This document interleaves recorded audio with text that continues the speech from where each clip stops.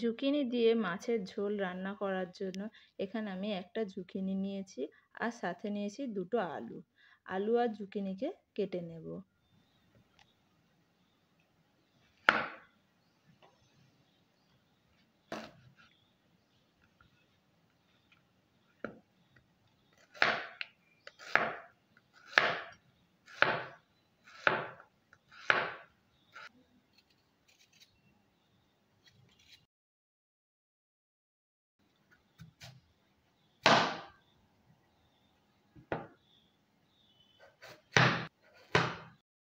ভালো করে ধুয়ে নেব। মশলার জন্য এখানে নিয়েছি হাফ চামচ জিরে, একটা শুকনো লঙ্কা। এটাকে ভালো করে শিলপাটায় ভালো করে বেটে নেব।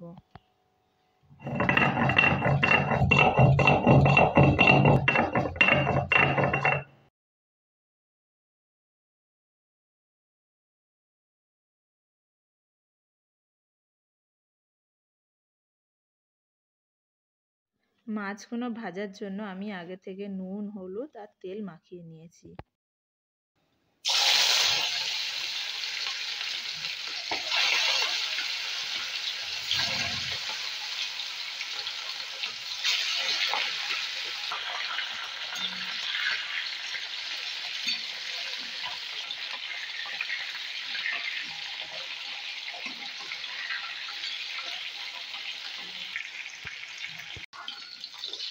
মাছগুলো ভাজা হয়ে গেছে, তুলে নেব।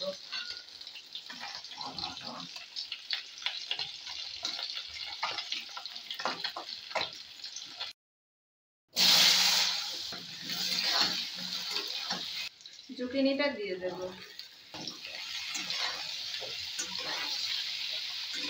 হলুদ গুঁড়ো, লঙ্কার গুঁড়ো, অল্প করে লবণ।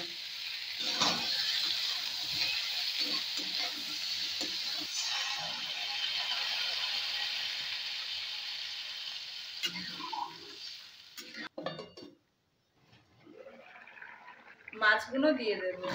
যে মশলাটা বেটে রেখে দিয়েছিলাম সেটা দিয়ে দেব।